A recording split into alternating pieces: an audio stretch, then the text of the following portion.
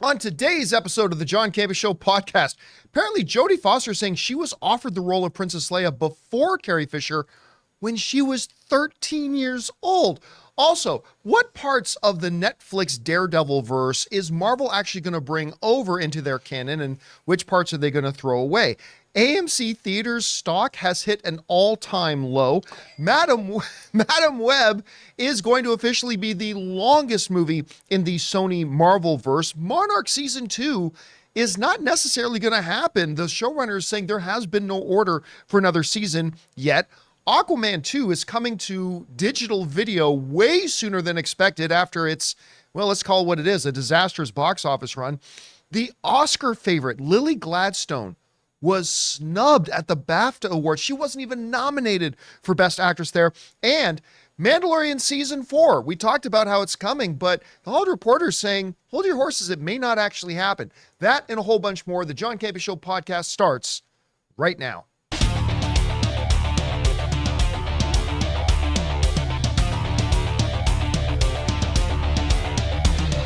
Well, greetings and salutations, everybody. Welcome to the best damn movie-related show on the planet Earth, the John Campea Show podcast, coming to you from right here in our quaint little studio, brought to you in part by our friends at Mint Mobile. I am, of course, your host, John Campea, and it is an awesome honor and privilege, as it is every day, to have you, our international friends, gather around as we talk about our favorite things in the world, movies and movie news, TV and streaming, and all sorts of good stuff. Not just giving you our opinions, but hopefully giving you some information and context so you guys can form your own well-informed opinions, whether they're the same or even a bit different than ours. Joining us in the studio today, we got Ray Ora. Hey. And celebrating a special day, Jonathan Voico's here, ladies and gentlemen. That's right. Hey, Laura. Happy 10-year anniversary. I love you. And thank you for my jersey. I'll see you soon.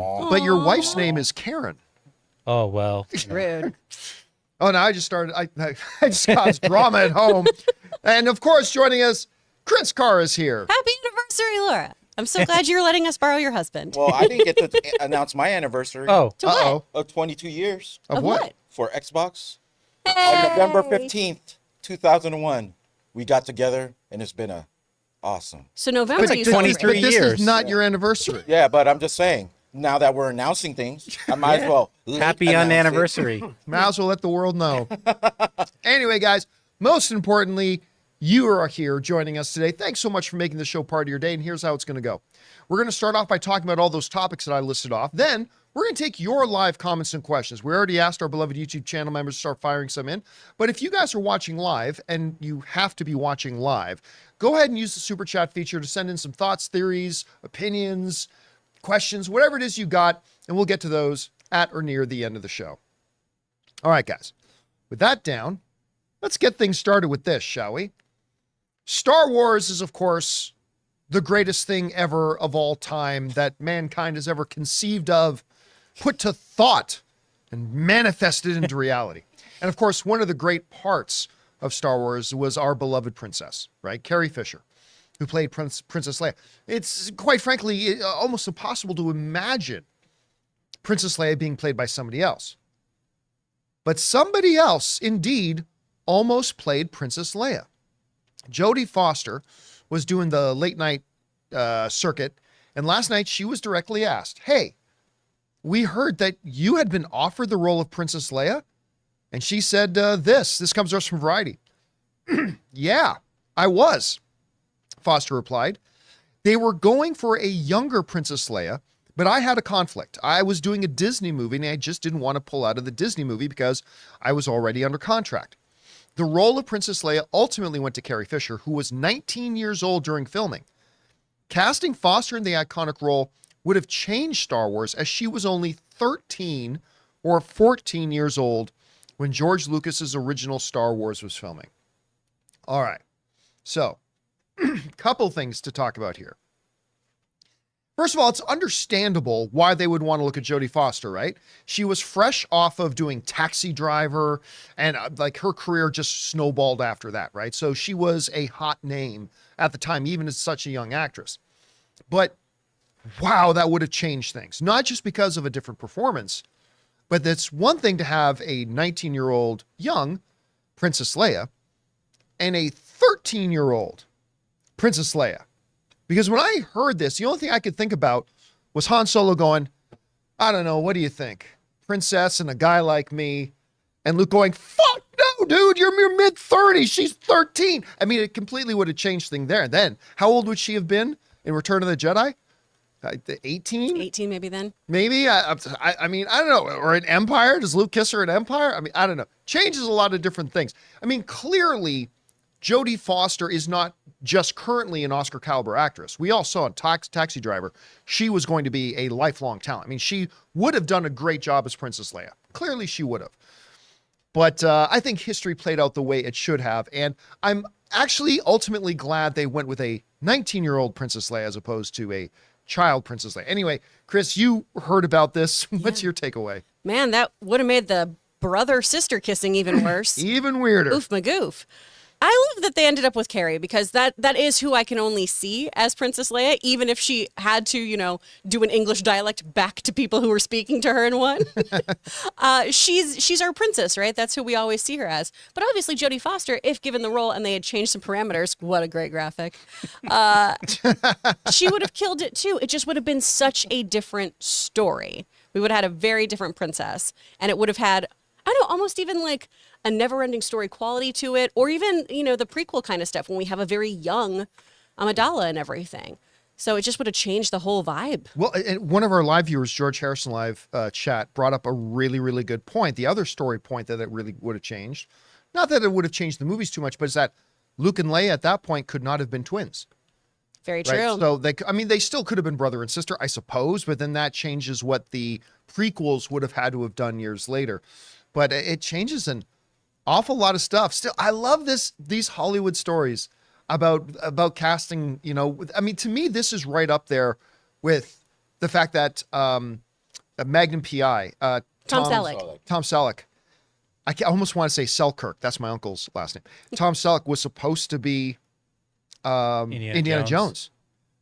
But then couldn't because he had a contract to do Magnum PI. And then George Lucas says, well, I've worked with Harrison a lot. And they brought, I just love this type of stuff. Anyway, guys, what do you think about this? How weird would it be now today to think about somebody other than our princess, Carrie Fisher, playing the role of Princess Leia? Let us know what you guys think down below. All right, guys, with that down, let's move on to this, shall we? There's been a big change in direction that happened over at Marvel, right? Marvel, as we all now know, was going to use Charlie Cox and Vincent D'Onofrio as Kingpin and Daredevil in the MCU, but they were not actually going to be the same Daredevil and Kingpin from the Netflix series. Well, what we found out the other day is that Marvel's done a complete 180, and now they're going in the totally different direction. They're saying they are now the same ones from the Netflix series. They scrapped what they were doing on the Daredevil Born Again series. They almost went right back to square one to start up again. But that raises an interesting question, because we know they're not going to take everything from the Netflix. Not everything in the Netflix universe is going to be canon in the MCU. So what will be and what won't be? And that is the topic of today's Mint Mobile hotline question of the day. Listen, guys, if you've got a question for our show and you'd like to hear your voice on our show, go ahead and call our hotline anytime 24/7 at 951-268-4259. And again, today's question is about what parts of the Netflix stuff will be canon. Check it out. Hey, John and crew, this is Scal from North Carolina. As we all know, Marvel's Daredevil on Netflix is canon to the MCU now. But my question is, with Marvel picking and choosing what's going to come over, what do you think they're going to do about Jessica Jones, Luke Cage, and Iron Fist? Do you think they'll keep that same cast? Do you think we'll have different stories for them? What do you think they ultimately do with them? Thanks a lot, and bring on the filthy. All right, man. Thanks a lot for calling that in. And listen, it's a really fascinating question that we're going to have to think about, because I've already seen the discussions online about, well, they've got to bring back whatever the guy's name who played Iron Fist was. I keep forgetting his name. Finn. What's that? Finn something. Yeah, Finn. That's right. It was Finn something. Not Finn Balor, but a Finn. Finn Jones. Finn Jones. Thank you. Which also sounds like a totally made up name. But anyway, well, I mean, of names course, are made I saw this discussion, this very heated argument online. Of course, Finn Jones is coming back. The Netflix stuff is canon. And I get that mentality, but it's sort of canon, right? They're going to take some stuff. They're not going to take everything. So what are they going to take? Well, if we're going to put on our speculation hats here, the one thing is obvious. I think the core story of Kingpin and Daredevil that we got in the Netflix series, I think most of that is going to be canon. And now that we found out that they've changed directions, because remember, there was going to be no Foggy and there was going to be no Karen, but now they are going to be there.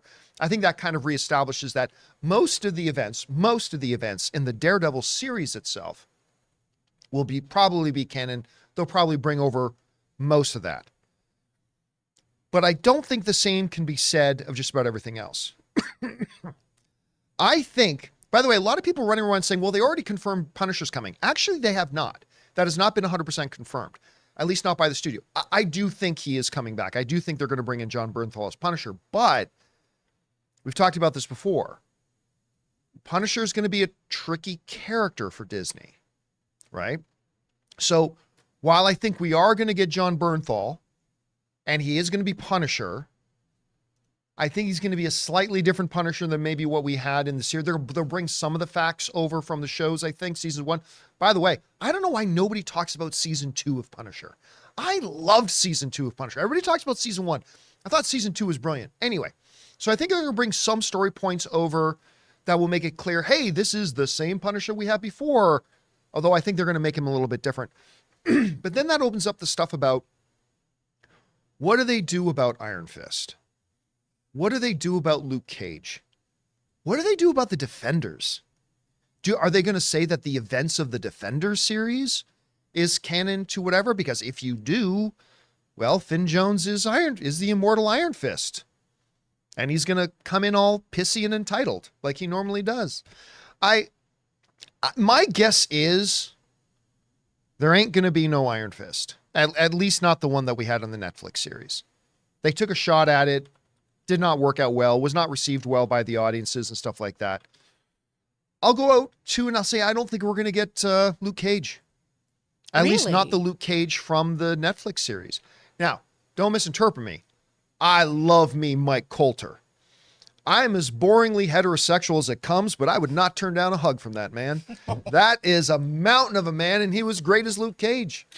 But Luke Cage season 2 was pretty damn weak. And I'll also say, while I like the first half of Luke Cage season 1, once Cottonmouth left, like once you didn't have two-time Academy Award winner Mahershala Ali in there anymore, as great as Michael Coulter played the character, I thought the series kind of went downhill. And I actually don't think they're going to do that. I think at some point, Marvel will love to do that Luke Cage Iron Fist team up, but I think they might be a new Luke Cage and a new Iron Fist, maybe. So that's the stuff that I think is definitely going to come over. That's a couple of things I think definitely won't come over, and that leaves a slight middle ground. What about the ladies in the was it Iron Fist? The Jessica Head Wing? Yeah. Yeah, Oh, no, I Colleen don't Wing? think You don't think she's gonna? I don't think they're going to bring her over. Oh, okay. I don't think they're going to bring her over. But that does leave one outstanding piece in the middle. Mm-hmm. Jessica Jones. What do you do about Jessica Jones? Now, Jessica Jones has already mentioned that nobody had talked to her and stuff like that, but that was true of the Karen actress as well. Mm-hmm. Paige, isn't that her name? Right? That was true of Foggy and Karen as well, that they hadn't talked to them. But now they have. So just because they hadn't talked to Jessica Jones before, and who played Jessica Jones? Kristen Ritter. Kristen Ritter. Mm-hmm. That's right. I always remind myself her name. I think of John Ritter. So Kristen Ritter. Here's the reality of it. I didn't like the Jessica Jones series. I actually didn't think it was all that good. While I thought the Villain season 1 was insanely great, it was just a thing to me that there was no journey for the character. Like when you got that last scene of season 1 where she's just back at her PI desk again, and she's got the same attitude that she had at the beginning of the show. Her character was right back to where she was at the beginning of the show. And there was no real character development, stuff like that. And then I thought season 2 was a bit of a mess, to be honest with you. But just because I feel that way, the reality is a lot of people loved Jessica Jones. A lot of people loved that show. So I am in the minority on this. So where does that leave it? I think they're going to bring her over. I think they will. I mean, again, I think Marvel is still incredibly male-centric heavy with their superheroes. When Jessica Jones, they've got a character that had success on the Netflix side. You got a great performer playing it, and it was a very well received, even though it wasn't by me. The reality is it was a very, very well received series by the vast majority of the viewing audience. So I'm going to say Kingpin, Daredevil, Punisher, Jessica Jones coming over. I'm going to say Iron Fist, Luke Cage will not.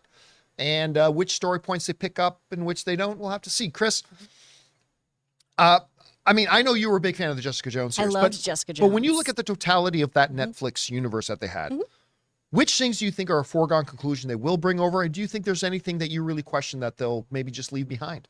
I'm with you on, I think Finn Jones probably will be left in the dust here. And I will say, I was not a fan of Iron Fist, but I do think Finn Jones is a fantastic actor. He was wonderful on Game of Thrones. I don't blame the actor for it. And I do think a lot of that, the buck stops, ironically, with Scott Buck, the showrunner of that, and also of Inhumans.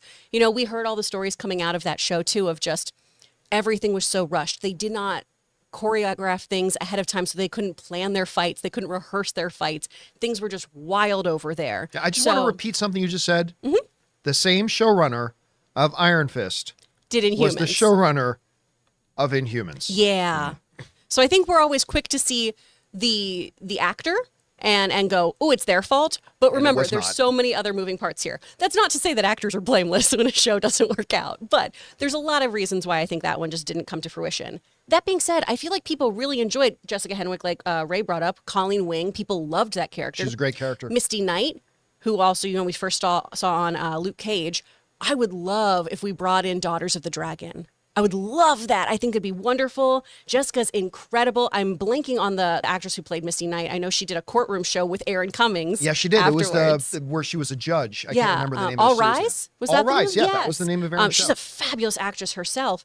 And so I would love to see them come in as well, so we have that team up in there. Because again, boots on the ground kind of people, always super fun, especially when it's, in a trainable human activity, right? Martial artists who are just at the top of their game, would love to see that in there.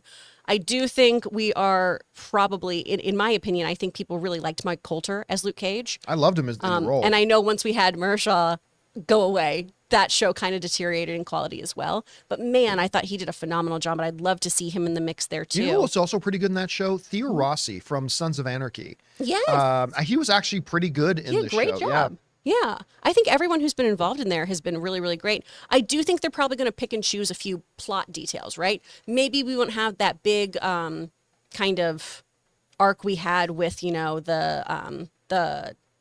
it The Hand? Hand? Yeah. I always start to say foot, and I'm like, that's Teenage Mutant Ninja Turtles. Don't do that, Chris. So I don't know if we'll have how that all came to fruition. We might swap out our Elektra potentially too, because that kind of went a couple different ways. I don't know. I would love if we had Night Nurse back in the mix too. Yeah. But Rosaria's got, a pretty full slate herself. Yeah. So I feel like they will bring most people back. And I feel strongly that Kristen will be back in the mix because she and Charlie Cox had fabulous chemistry. I do think she was a wonderful Jessica Jones personally. I loved the changes they made from that comic. My only gripe on that one was, you shouldn't have killed Purple Man. Because when he did pop back up later on Like in as her this, mind. in her mind, like in this scene, I believe, it's just a figment of her imagination. Those scenes worked really well where we still saw the trauma and how she still was fighting this. But he was such an amazing baddie. And I feel like we're missing something like this with these Netflix shows, right? When we had him, when we had Cottonmouth, those characters needed to stick around longer for us to see some real tension and drama, much like how we need that looming threat of Kingpin. So if we bring anything, bring a villain who lasts. I noticed the writers tend to lean toward bold moves, like killing off a character midway through, shooting Kingpin in the eye, in the face.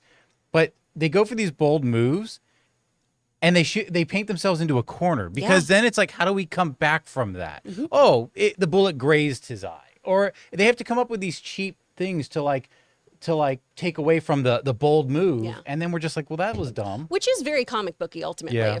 No, it's fine. Even though my spine was severed, I have an exosuit. And let's That's face it, DC, this but is the still. MCU, right? They can bring back anybody they want for whatever reason at any time. So you could see the problem with bringing him back though is that like the Purple Man, he's way OP. Like he is really, when you look at, this is a guy who could easily take over the world in the matter of a week if he wanted to. So that makes, which only made his character even better because he wasn't just a straightforward mustache twirling villain. There were different layers to him. He was ultimately a creepy asshole. Yeah. But I mean, at the same time, he was, again, he didn't see himself as the asshole. He didn't see himself that way. And I love villains that have that kind of complexity. Well, and we had that lovely moment in there too of, you could be a good guy. You could do good things. And then it was just, no, I'm not going to do that. But this is my very comic booky idea here. Okay, we either have somebody rip out his tongue and then there's some growing serum that he can get so he can get his powers back. But you just have to kind of like take it away so he can't talk for a while. Or he gets amnesia, doesn't know his powers, doesn't know his traumatic backstory, starts finding his powers over time. When you don't have the trauma of how you were raised with that power, do you still become a horrible human being because you can control anyone simply with your speech? Or do you have any heroic virtues come forward? Is it a nurture versus nature moment? All right, and we will find out. Question is for you guys. Call me again. What parts of the Netflix universe do you think they will bring over, and which parts do you think they're going to leave behind? Like, they're going to cherry pick, kind of like what Star Wars did with Grand Admiral Thrawn. Which parts makes it, which parts don't? Let us know what you guys think. All right. With that down, guys, let's move on to this, shall we? I have a really, I'll just admit up front, I have a very love-hate complicated relationship with AMC theaters. Many of you know, followed me for any period of time. I worked with AMC for a lot of years, and I loved my time there. I made some great friends there. There's some people who were in leadership there that I have a lot of respect for, and there will always be a very, very special place in my heart for AMC theaters. And it's still the movie theater I go to. That's still the theater I go to. That being said, in my own personal evaluation and opinion, they have one of the universe's ultimate jackasses as CEO right now, who's just a complete bumbling idiot and doesn't know what the fuck he's doing, in Adam Aaron. That is my own personal assessment. You can have yours. And I've gone over many, many, many times why I think this guy is just a stumbling boob when it comes to being the CEO of the company. Might be a wonderful person as an individual away from the job, but my assessment, and we've gone over why I feel this way many, many times, is that one of the most disturbing things I ever saw this moron do was when we were at CinemaCon 2 years ago. You guys will remember that a part of that GameStop meme stock boom was AMC theaters. AMC theaters stock was low. The company was completely heading in the wrong direction. Adam Aaron, of course, was there. Of course, things that were outside of even Adam Aaron's control, the pandemic and stuff like that were happening. But then AMC got caught up in the meme stock boom, right? And all of a sudden, their stock at one point nearly hit $400 a share. I think it was like $393 a share the stock hit when it was down like around 5 or something at one point. And I remember being at CinemaCon. I've told the story before, but it's relevant to this story. I remember being at CinemaCon. Adam Aaron got up on stage and basically boasted about how he saved AMC. People thought we were in trouble, but look at us now.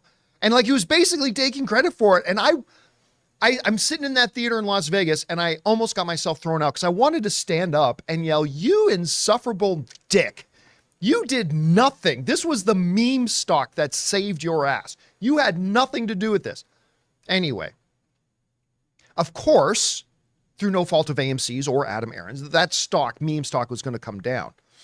So it came down and started to hover around the $60 mark, $50 mark, but it dropped more and more and more. And the other day it closed at a record low of $4.11. This comes to us from Yahoo Finance, who wrote the following. At its lows of the day, the stock was down more than 11%. AMC stock has been on a downward spiral for months as the theater chain continues to issue stock to reduce its debt, a move which dilutes equity investors. The stock is down 90% since July. Not since the meme stock time, because that's down 99% since the meme stock. But just since July, it's down 90% when it traded at just north of $40 per share.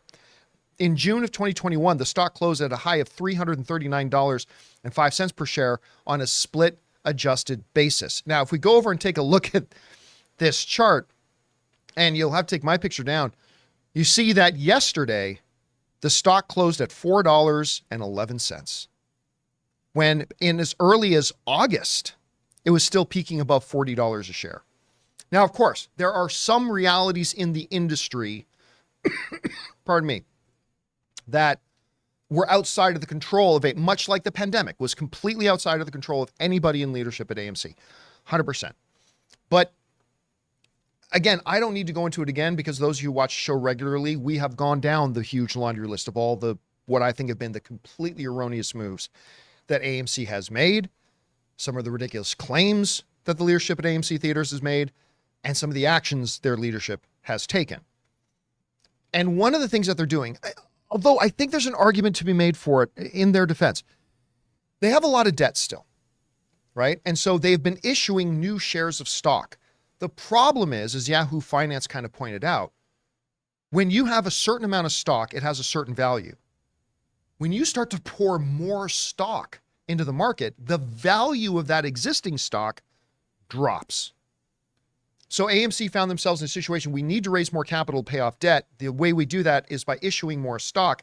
The consequence of that is the stock price drops and stuff like that. So it brings us back to kind of where we were in pandemic times, Chris, where we are looking at having to ask the question, because AMC Theaters is still the biggest theater chain in the world. Mm-hmm.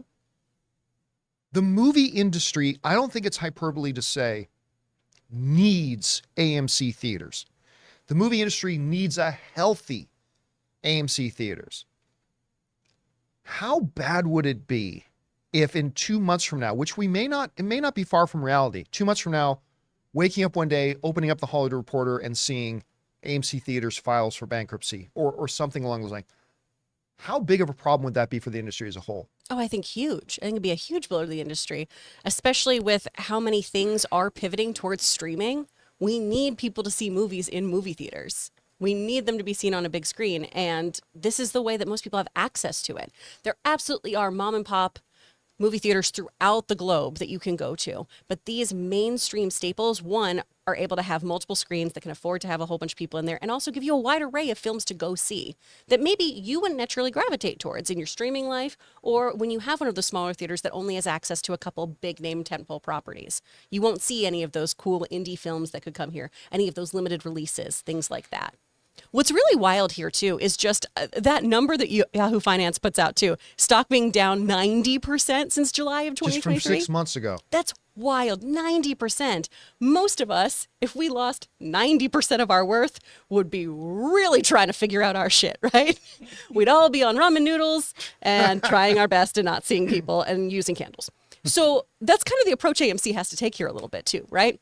Of doing all this refinancing, trying to have this plan out of liquidating as many assets as they can possible so that they can recoup on all of this debt they accumulated during the pandemic. Now, they lucked out because their last quarter, they did fairly well because of those big tentpole movies that became events. Oppenheimer, Barbie, things like that phenomenon. really bailed them out. Exactly. And you have to then hope that you get to have lightning strike twice and have something else like that. They're going to be releasing their next line of quarterly assets, I believe, on January 28th. So that's the next time we'll see how finance is truly doing over at AMC. But it'll be a little harder because you had Dune Move and a couple others. So yeah, that hurt them. I think it's expected that this quarter is going to take a slump, and then you'll start to see a pickup. When we have Q1 those big movies because, out, yeah. But then, I mean, we've got only one Marvel movie coming out, so exactly. I'm a supporter of AMC. I'm a supporter of their stock. Matter of fact, I took advantage of this drop.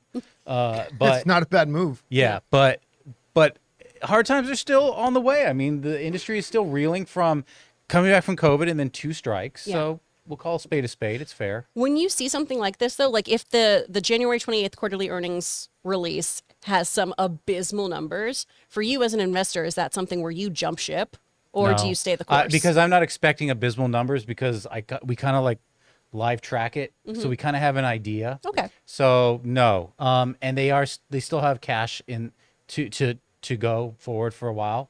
And I'm not opposed to them selling shares. That was part of the reverse split deal. We knew that was going to happen. There's 2 things in their favor with selling shares right now. When they sell shares, they're not selling it at 4; they're selling it like 6.50. So they're selling above market. And when they pay off their debt, they're usually doing it about 70 cents on the dollar because banks are desperate for money. So they give them like 30% They've had off. to make arrangements. And that does add value, but that's still not to say that they're not in trouble. And by the way, I want to give credit where credit's due too, because while I take a lot of time to list off all the dumb things that they have done. I want to point out a couple of things. One, brilliant move, getting involved in the distribution game with the I almost Like said Katy Perry. Oh yeah. But She's with probably the on the way. Taylor Swift? Yeah. With their movie, remember AMC was the main driving engine behind that. They were the distributor of it. Yeah. That made them a decent amount of money. That was a really forward-thinking, out-of-the-box kind of idea. And I think, listen, if I'm going to give them crap for the stupid stuff they do, I got to give credit. I think that was a really, really good move. Absolutely. But I mean, man, clearly, and by the way, since this report came out, the stock dropped more. Because when the report came out, they called it a record low at $4.50. Yesterday, it closed at $4.11. I think it might have recovered a little bit today. I don't know. We'll have to see. Little recover. It's like 20 cents up from there. So it's about 430, 440 right now. 437. Yeah. So, I mean, but if it continues to drop, it gets down into the threes and stuff like that.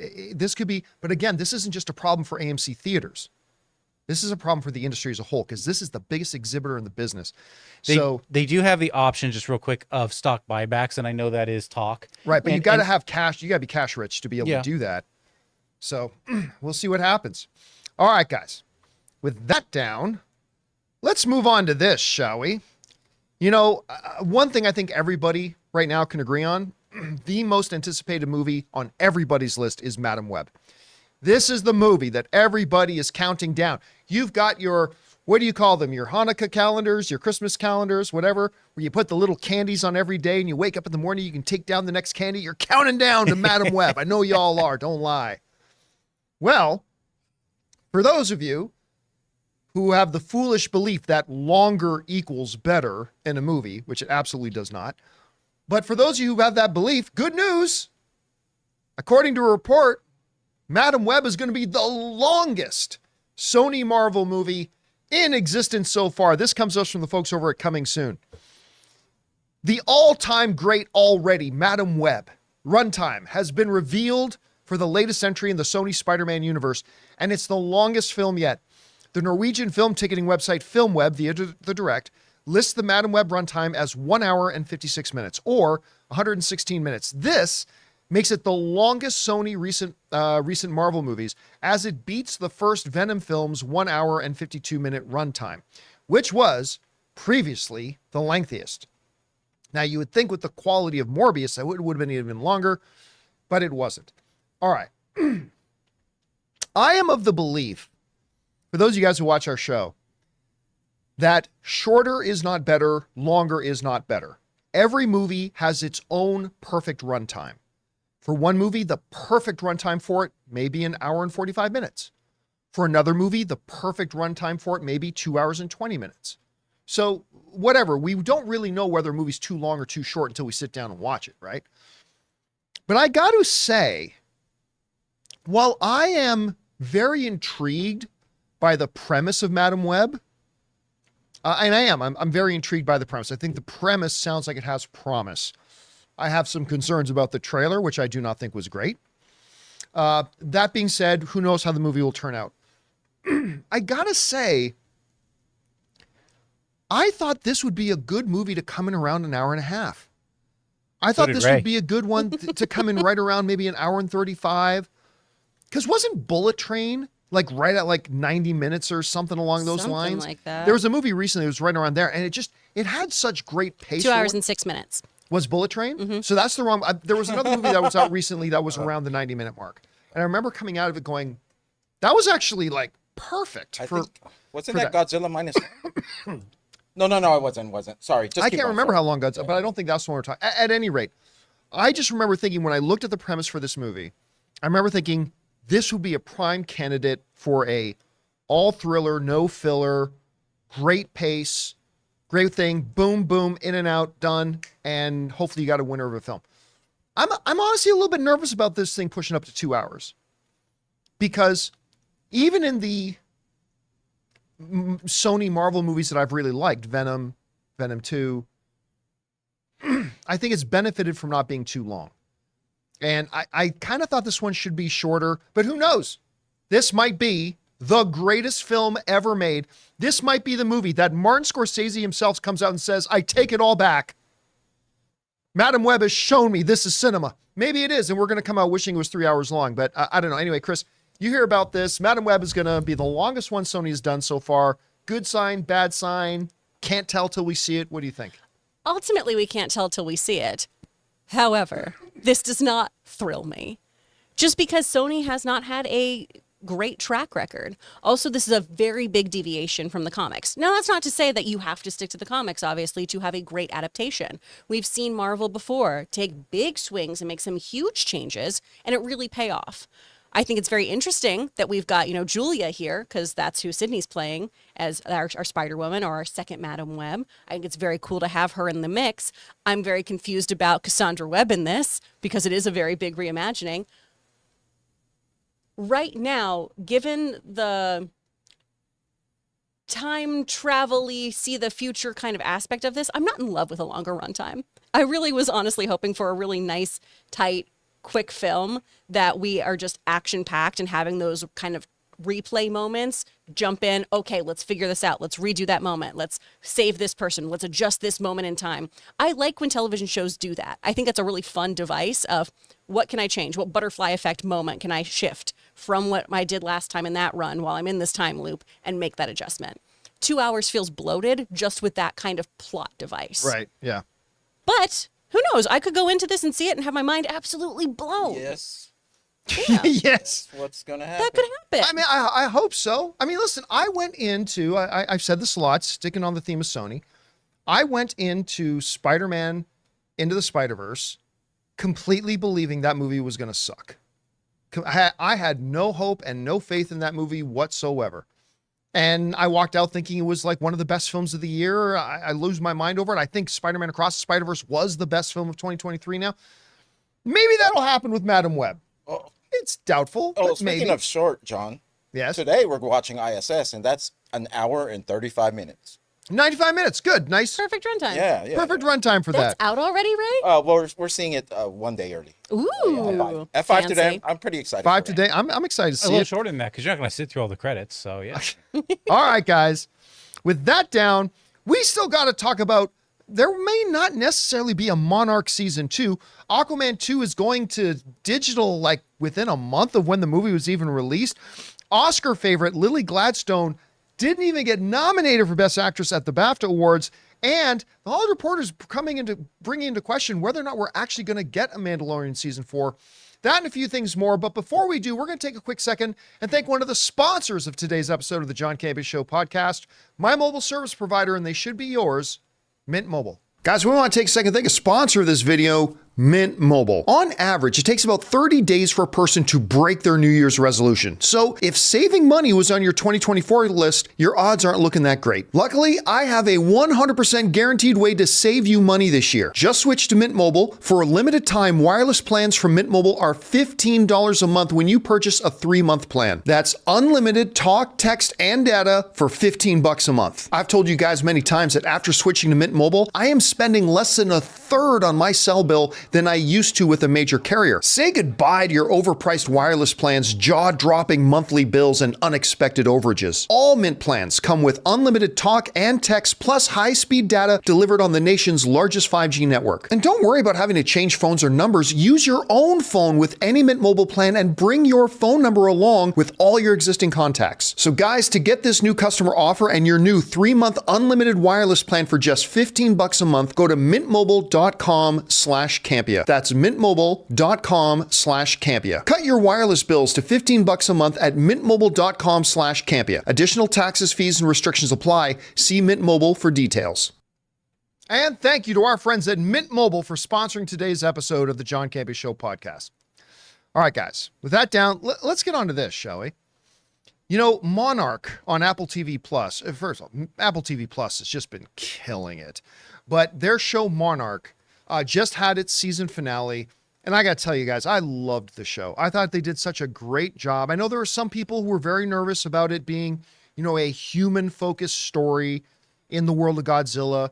But I thought they did a great job with it. And I absolutely loved this show. And when the first season ended, I got really pissed off because I didn't know that was the last episode. I honestly thought there was one more episode to go.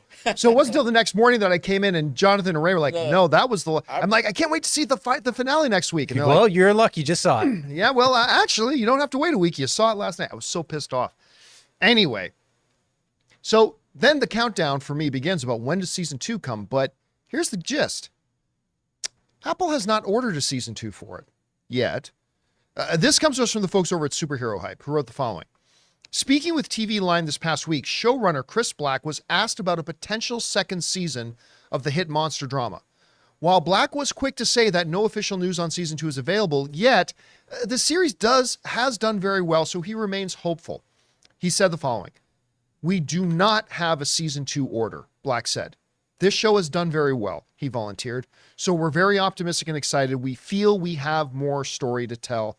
And again, that comes to us from Superhero Hype. Now look, not every hit show gets their next season announced right away when the first season is wrapping up.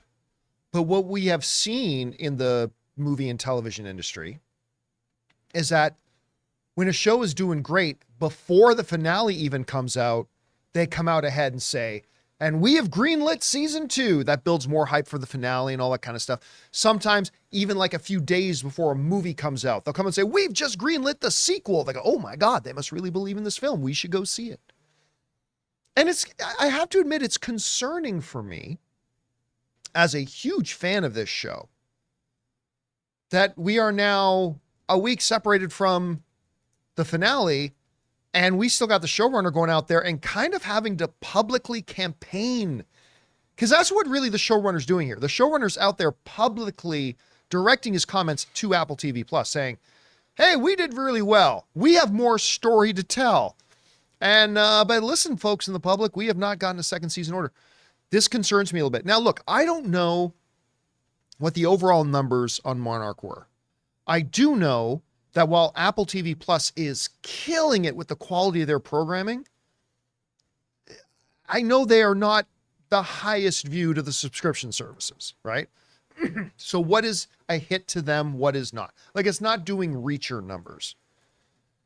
So, and you listen, with the scenes with Godzilla and with the scenes with the other monsters, I mean, it can't be a completely inexpensive show to do. And by the way, the Godzilla stuff did not look like they cheaped out for TV. It looked It great. was so awesome, that last episode. Oh, it looked so good. Oh, boy. And so maybe there's an argument to be made here that the cost to benefit ratio doesn't add up to do a season 2, whatever. Listen, even if the numbers weren't great, and I'm not saying that they weren't, but even if they weren't great, I would argue to any Apple executive watching today that the quality of this show is so good, the numbers are only going to go up in season 2. More and more people are going to find it over the next little while as it lives on Apple TV Plus. And I think you could have a Reacher effect. Remember, the first season of Reacher did okay, but the second season of Reacher blew those numbers away because more and more people got onto it. The quality of the show went out. The entertainment value of the show got out there. I think Monarch has that same kind of potential. Can we give, maybe it's Apple TV Plus, maybe their criteria, it has to go through the same thing even if the season is good. Like maybe they're just really picky. Maybe they want to know where they're going, maybe talk about it. But just in case we don't, I want to say Kurt Russell, I've never liked him in something, I never liked him more than he was in Monarch. Like he played it great. I want to see Wyatt Russell again. And the lady that, I don't know what the actress name is, who played the daughter? The older one. Oh, the grandmother. Yeah, the grandmother. Oh, yeah, she was great. Yeah, so they were all great. By the way, my favorite Kurt Russell thing will always be Backdraft. I haven't seen You never seen Backdraft? I haven't seen that. It's the Escape best from LA. Because I was never really a Kurt Russell guy. You can skip Escape from LA. But I did Yeah, Big Escape Trouble from in New Little York China. is fine, but- Was he Big Yeah, Trouble? Yeah. Big Trouble in Little China. That's the only Russell You'll want to movie. watch Escape from New York. Oh, okay. You can skip Escape from LA. Oh, there's two different movies? There's two different ones. A little insight on that. Anyway, Chris, you hear about this. I'll be honest with you. I kind of assumed we would have heard about a season 2 pickup Yeah. from now. I'm a little bit worried it doesn't happen now. What do you think the odds are? I think they're high because this is such an amazing show and it's so watchable and rewatchable. This is great. I started this ahead of Logan, and then I went back and started watching it with him again already. And oh my gosh, it's so good. It's so good. And the effects are bananas on this show. I keep desperately trying to find the budget for this because those last 2 episodes look better than Marvel movies. They're fabulous. But that being said, I want to know how much money Apple is spending on this, because at the end of the day, that's going to always factor in, even if it is getting views, even if it is having people tune in and getting critical ratings and everything. How much is this costing Apple to make? Apple obviously has a butt ton of money. That's a technical term. But they don't have unlimited resources. They do have finite budgets. So that is something that's going to come into play here. That all being said, they also left so many things that I want to know more about without getting into too much spoiler territory here. Right? There's certain other kaiju. There are other titans that they're trying to keep away. There are technological things that if you're in the kind of monsterverse you want to know more about this. One of the things I think that Apple needs to do moving forward, though, because this is the question I get asked all the time is, well, do I have to know a bunch about Godzilla to watch this show? Because I don't. And every person, it's, of course you don't. Same with Godzilla -1. The thing I kept getting asked was, well, don't I have to know a bunch about Godzilla? Absolutely not. Nope, not a thing. You just go in. Yep. If you know about it, then you get to have that moment where you're Leo DiCaprio pointing at your screen. I know this. I see what that is. I get that reference. But this is such a accessible show that if you want this to be your first experience with kaiju, oh my gosh, you're going to have such a blast. And then hopefully you'll fall in love with this franchise, go back and see some of these other films, compare and contrast. But if you've never seen Godzilla, Kong, any of it, what a great window kind of to jump right into. And like what I want to see is what we discovered at the end, or the relationships that were. I want to see how that plays out. I mean, we just saw the reactions, but I want to see where they go from here. You know what I mean? Without getting to spoiler territory, that might not make sense to most people, unless you watch the show. Listen, guys, if you have not, and I'm sure a lot of you probably haven't, if you have not jumped on and started watching Monarch, how many episodes was it? 8, 9? 10. 10? It was 10? It felt like 5. But they were long. You need to get on it and start watching the show. I think you're really going to appreciate it. All right, guys. With that down, let's move on to this, shall we? It was in late December that Aquaman 2 finally came to theaters after like 3 or 4 different release dates and pushes and the reshoots and the drama and all that kind of stuff. It finally came out. Now, everybody hated this movie. I didn't hate it. I didn't think it was particularly good. I certainly didn't think it was as good as Aquaman 1, but I think my enjoyment outweighed the cringe a little bit. Just barely. I'll come out on the I didn't mind Aquaman 2. So I think that makes me somebody who I probably liked it a lot more than most people did. At any rate, the first Aquaman movie was the first and only DCEU billion-dollar film. Now, we all knew, at least some of you crazies out there were insisting the sequel was still going to make $1 billion, but most of us all knew that it wasn't going to make $1 billion. But some fools, namely me, still insisted that, okay, it's not going to make $1 billion, but Aquaman 2 will become the first DCEU movie in over 5 years out of their last 7 films to crack the $400 million mark.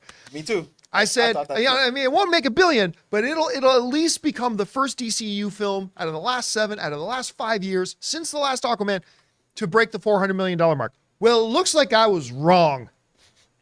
Because as of right now, if we go over and take a look at this, Aquaman and the Lost Kingdom, after 4 weekends, is sitting at $378 million. And I actually don't think it's going to make the next $22 million it needs to make to crack that. It's going into its 5th weekend. More stuff's come out in theaters. It looks like maybe I was wrong about that.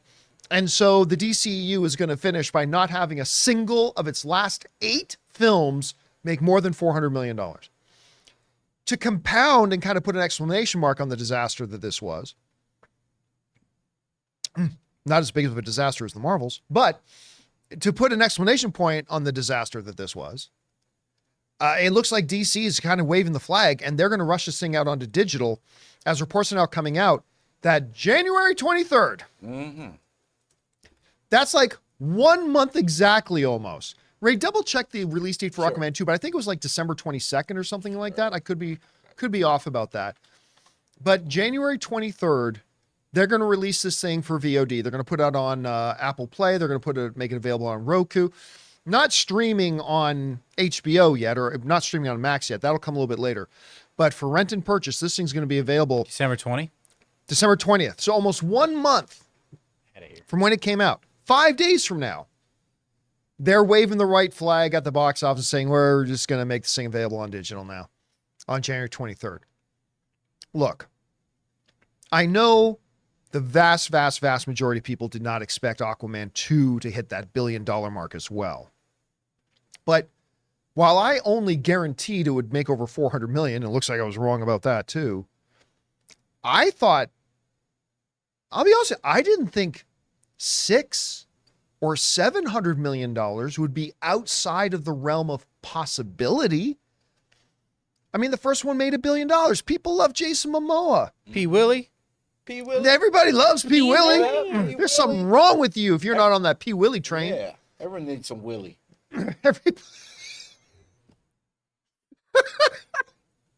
Check my watch, but I'm not wearing one. Needs So. some Willie. There's your new T-shirt right there. I like, even with all the drama, but considering the drama and all that kind of stuff, I thought, okay, clearly not $1 billion, but I don't know how they look at this as anything but a big disappointment, because the reported budget on this thing was about $205 million.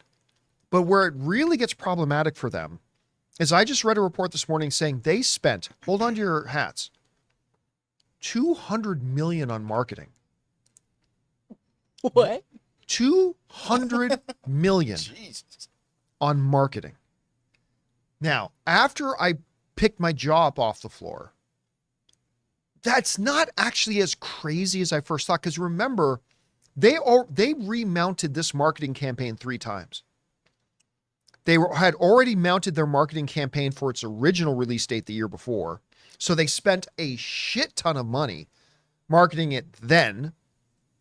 And then that all went to waste. And then they really put their foot to the floor, because, God, I couldn't go 12 hours without seeing Aquaman and the Lost Kingdom ads.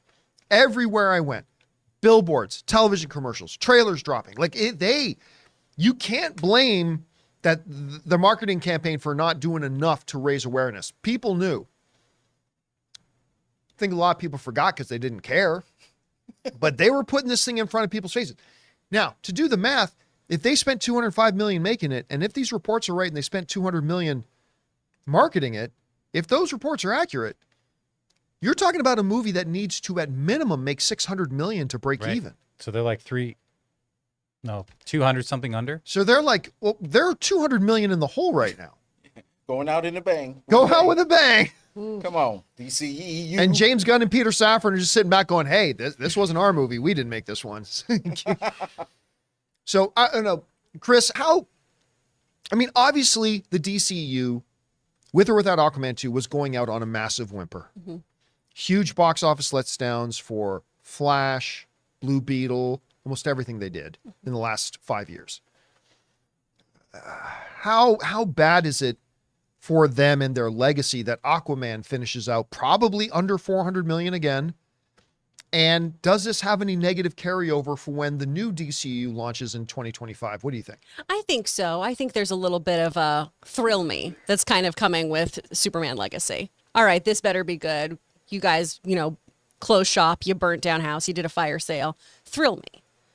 That being said, I do think there's still hope for Aquaman's success in the streaming world. I think this is something where people will finally start seeing it then, because we have seen so many people have that 40-day window of, okay, well, the box office didn't do great, so let's pop it on streaming. I think a lot of people waited to see this, because the thing I kept hearing over and over and over again was, do I need to see this movie? Is this movie important to anything going forward?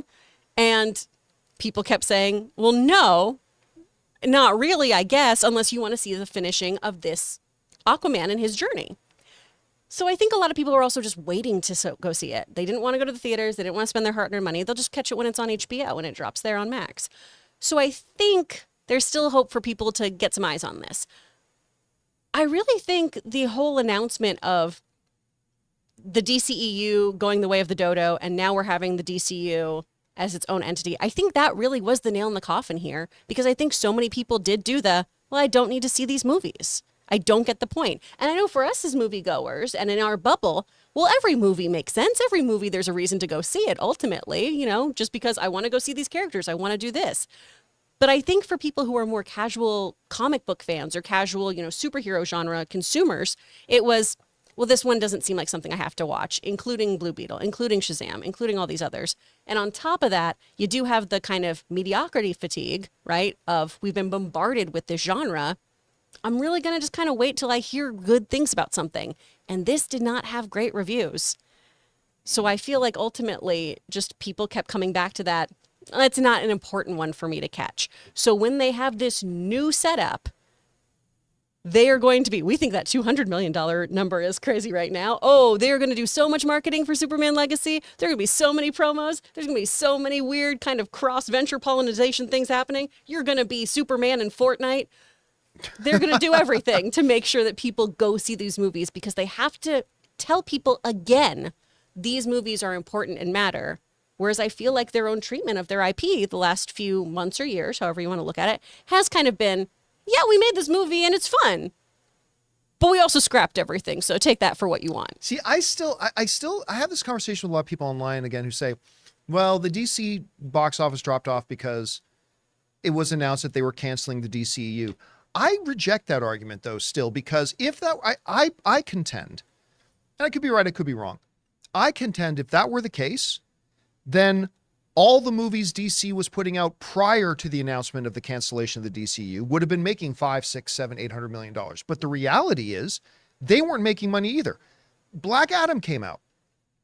And before it came out, they even announced Henry Cavill's back. Big H is back, ladies and gentlemen. The DCEU was continuing. Henry Cavill's in there. Wah, wah. That movie made under $400 million, and people still thought the DC was continuing. So I don't buy this excuse that some people make that it's because they announced it was, well, the movies before weren't making any money either. Here's the crazy thing about Aquaman. Yeah. It's like, I saw it, and I liked it. Like, I had a good time. Like the first Aquaman or the second one? The second one. This right. one that just came. But I can't even think about going back and seeing it again in theaters. Blue Beetle? Yes, I would go back and see that. I really like Blue Beetle. I had a really good time maybe with even that. Black Adam. Maybe even, but Aquaman. After I watched it, I was like, I have no want or any itching to go back and watch it again. And that may be the problem. The rewatchability of some of these movies may be keeping that box office down, because other people are just not going to go see them.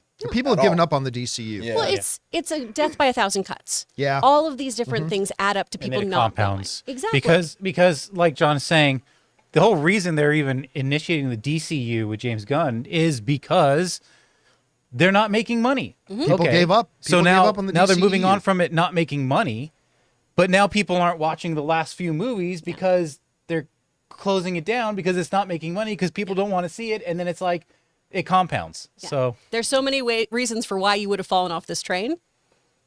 Everyone's going to have their own different reason for it, but ultimately ends up with DC not getting eyes. All right. With that down, guys, let's move on to this, shall we? You know, heading into award season, one of the big favorites was the performance Lily Gladstone gave in Martin Scorsese's Killers of the Flower Moon. Her performance in this movie is staggeringly good. Like, she was fantastic in it. So there wasn't a lot of surprise out there when the useless Golden Globes came around and Lily Gladstone won Best Actress in a Drama, right? And so it wasn't a big surprise. Then they headed into the Critics' Choice Awards, and the Critics' Choice Awards gave the award, while Lily Gladstone was one of the favorites. The other favorite, of course, is Emma Stone, who won Best Lead Actress for a Comedy in the useless Golden Globes.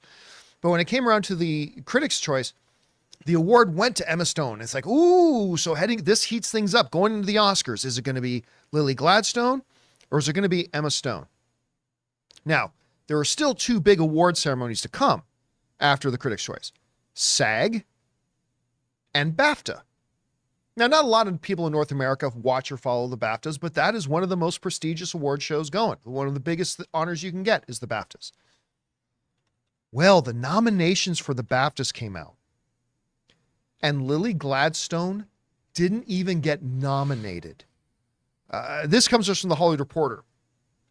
The nominees were Fantasia Barrino for The Color Purple, Sandra Hüller for Anatomy of a Fall, Carey Mulligan for Maestro, Vivian Oprah for Rye Lane, Margot Robbie for Barbie, and Emma Stone for Poor Things, and no Lily Gladstone.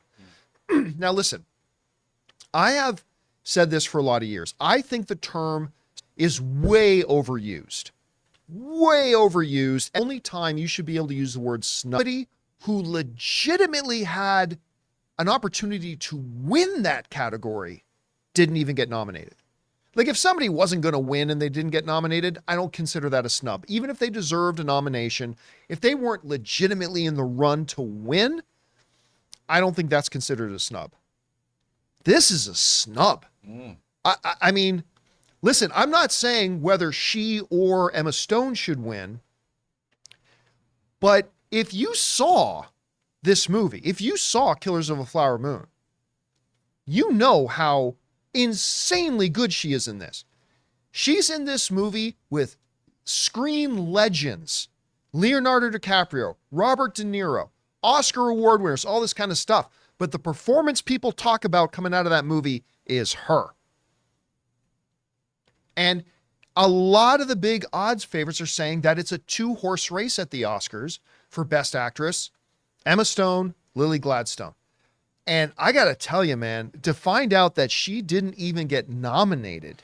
I'm going to bring this up here. We had covered this a couple weeks ago, right, Chris? Yeah. This is the long list, right? Yes. Before they narrow it down.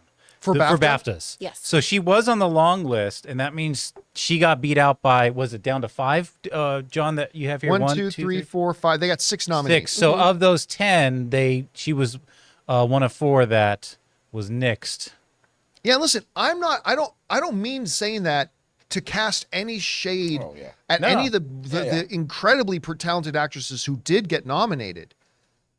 But there's at least 5 of them who didn't deserve the nomination over Lily Gladstone.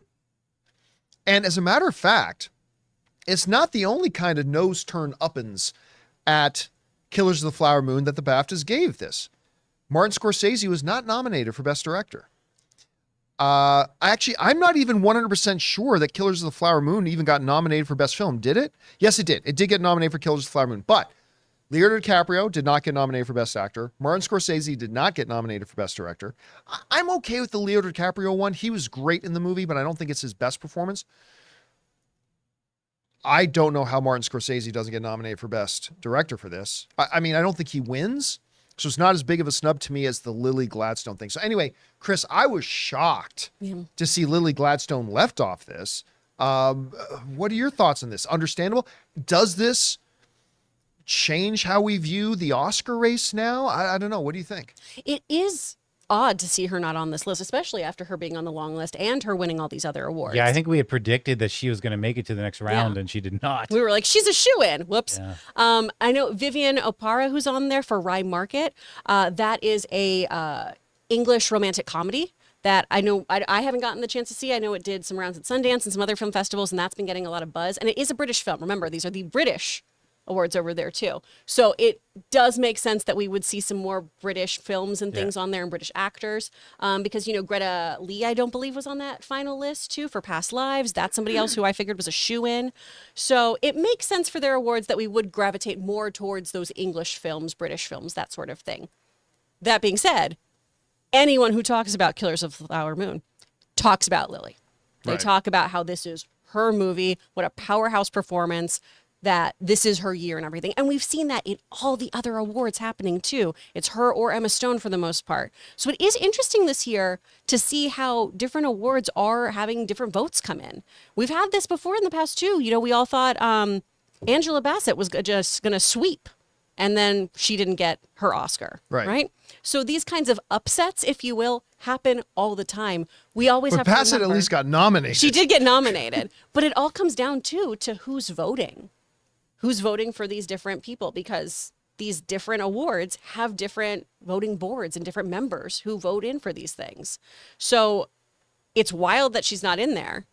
But when I look at that list, I go, okay, I can see how this particular voting member body may have gone this way. I wouldn't have, but you know, that's I'm why I at the see it. place though that I'm like, especially after like the Critics' Choice and stuff like that. If Emma Stone wins the SAG, I think then the race is over. I think Lily Gladstone, as great as she was, I think it's a clear thing. Emma Stone, with Lily not even getting the BAFTA nomination, if Emma Stone does end up getting the SAG award, I think that's pretty much makes it a foregone conclusion she's going to win the Oscar this year. Still, interesting thing there. That's a big shock to me. Let's see if she actually gets an Oscar nomination. I thought she was one of the front two runners to win it. Now we got to wonder if she's even going to get nominated. All right. Guys, with that down, let's move on to this, shall we? The world of Lucasfilm and Star Wars is a complete and utter mess right now. They've managed to put out some really good stuff. Hey, Andor, best thing Star Wars has ever done since the original trilogy. Mandalorian season 1, Mandalorian season 2. They put out some really, really good stuff. But they've also been a disorganized mess with all these things being announced, then projects not happening, rearranging things, at Star Wars Celebration announcing all these movies, finding out one or two of them may not be happening now. One of the ones they did not mention was a Mandalorian movie, and out of nowhere, Mandalorian's the next movie they're shooting. Then they're saying Mandalorian season 4 is still going to happen, despite the fact that they're doing a Mandalorian movie. Well, the same day that the word came out that they're doing a Mandalorian season 4, the Hollywood Reporter put out an article that's actually bringing that into question about whether or not that season 4 is even really going to happen. This comes to us from over at the Hollywood Reporter that wrote this. Star Wars gave us confusion more than anything else with its Jon Favreau movie announcement. And by the way, me personally, I think making a Mandalorian movie is a good move. We'll talk about that more later. With the Jon Favreau movie announcement. After the very mess season 3 of The Mandalorian, I agree with that, who was clamoring for a movie? And what happens to season 4 of the show? Here's what we know. Pre-strikes, Lucasfilm was intent on making season 4 of The Mandalorian. The scripts had all been written. During the Great Hollywood break, however, things got reevaluated, with plans shifting to the movie as the priority. What happens to season 4 now is unclear. It's definitely not a given. If the movie is a success, it could lead to the next phase of Mando storytelling becoming movie sequels. Box office and fan reaction would determine that. So, while Lucasfilm, on the same day that Lucasfilm was coming out and saying, hey guys, we're still going to do Mandalorian season 4, which made a lot of people go, wait, what? But you said you're taking it to the movies. Then my big concern that I said on the show was, well, now I'm a little bit worried that they're just going to use the movie as a Disney Plus marketing tool. Say, hey, everybody, make sure you sign up for Disney Plus to see the continuing adventures of Mando and Grogu. And they're just kind of crapping on the movie and disrespecting the theatrical aspect of it and doing that. Not that that's what they're doing. It's just what I worry about. But on the same day that's all coming out, the insiders of the Hollywood Reporter saying, guys, actually what we're hearing is they're talking season 4, but it may not actually happen. Mandalorian is a really interesting scenario right now, guys, because as hyped and hot as it was at the end of season 2, with everybody losing their collective minds when Luke comes out and starts wrecking fools, you could also hear then a pin drop when season 3 ended. It's like, really? Jack Black, King of a Planet, huh? By the way, I love Jack Black. Yeah. Don't get me wrong. Really? Solve the murder mystery by finding a droid Bard card on a dead droid body. Really? Cracking the case. It was a letdown from season 1 and 2. I'm not saying it was terrible. I'm just saying it was a letdown from season 1 and 2. And I think it sapped a lot of people's enthusiasm about the Mandalorian property. Hey, to me, it's still 2-1. 2 big win seasons, 1 questionable one. Let's keep going with the Mando story. That's my attitude at any rate. I loved the idea of making it a movie because even though it's a bit of a risk trying to take a television show and making it into a movie now, the reality is the Star Wars fan base is still very divided, but the only thing in the last number of years that's come close to uniting the fan base has been Mandalorian seasons 1 and 2. Everybody seems to have been able to hold hands together and go, we really like this, and shared a Coke and all that kind of stuff. Like it was joy and happiness amongst the people. So trying to return to the theaters with something that's a little bit of a safe bet, like a Mandalorian, I actually thought was not a bad idea. I do find it strange, though, when they said they're still going to do a season 4 of Mandalorian, which brought up my concerns that I mentioned earlier. And it's like, well, are you dividing your attention and time now? Like, if you're making a damn movie, put 100% of your energy, effort, and focus into making the best damn movie you can. Nah. Let's just do it on the volume. Again, I'm not saying that's what they're doing. That's just my concern. And now having the folks at the Hollywood Reporter coming out and saying, listen, they're saying season 4, but it may not be a foregone conclusion. I don't know, Chris, this just continues to look to me like Lucasfilm is, the house of Lucasfilm is a complete and disarray mess. Yeah. So I don't know, what do you see coming out of this, and what do you think about the whole idea? Is everyone talking to each other? Are we all having conversations with each other? That's just how this kind of feels. Is no, we're doing a movie. Oh, so season 4? Maybe. I don't know. It feels very just kind of laid back right now. Like, maybe we'll be at a season 4. I don't know. We're going to focus on a film. Maybe we'll focus on a film. Who's to say? However you feel about Star Wars right now, there is no denying that Mandalorian saved a dying franchise. All right?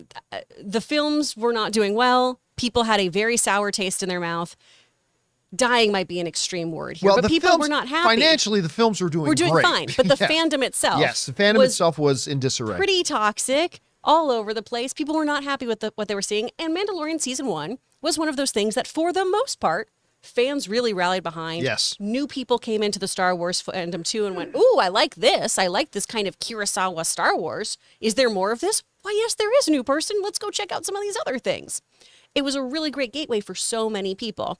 Season 2, really enjoyed. Season 3, I liked more than you guys, but I understand the flaws there. I understand we had some missteps.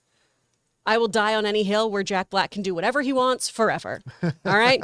If you watch The Holiday and you like Jude Law, we are not the same person. You should be in love with Jack Black, and that's who you should want to date you. That's the person. That all being said, I think the movie is the right move here. I think that's strong. I think, doing a hour and a half, under 2 hour kind of situation for Mandalorian, or whatever story they're going to tell, could benefit as opposed to knocking out 6 to 8 episodes and having us have a nice cohesive story where we put the focus on Mando, where we put the focus on Din, and we put the focus on Grogu. Maybe have a little less questing, if you will, off to the side, some side quests that he has to go on, have a focused mission. I think that's the move here.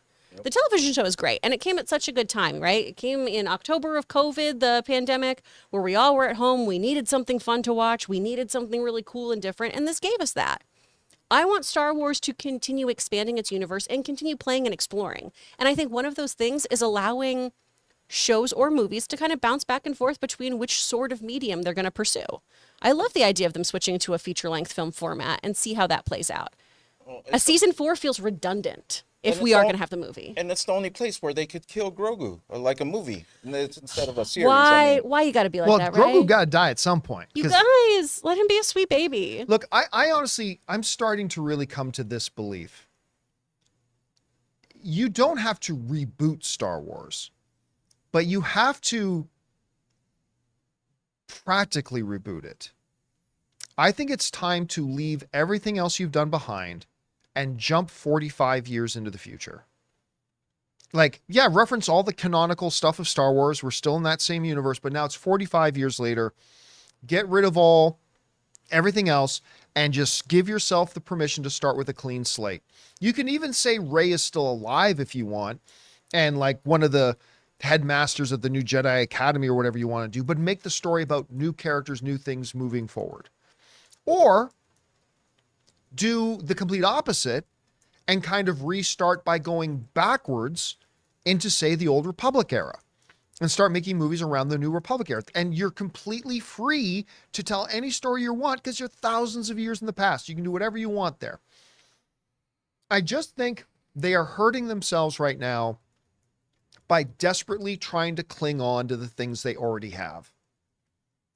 Not everything has to be set between Empire and Jedi. Not everything needs to be set in this huge, spanning, sprawling universe in this one finite period of time of a couple of decades, and everything has to be in there. And again, I say this as somebody who said, hey, Mandalorian movie's not a bad idea, it could reunify the fan base. But really bigger, I think it's time for them to say, look, let's just cut bait. We did all this stuff with the prequels and the original trilogy and the cartoons and everything, but it's time for us to move on. Let's go to Old Republic, or let's move 45 years in the future and start fresh and start rebuilding this franchise again. Because I think just trying to fix it in the same fucking time period they've been living in for the last number, I just don't think it's working. And it's time to change plans here. And I don't know. We'll see. We'll see what happens. We'll see what they cancel next. Let's see what they cancel next. All right, guys. With that all down, it's time for us to go over to the most important part of the show, which is to hear from you guys and hear your thoughts, theories, opinions, and questions about any or all the stuff that we've talked about. But before we do, we're going to take another moment here and thank a couple of more sponsors of today's episode, our friends at BetterHelp and Mando.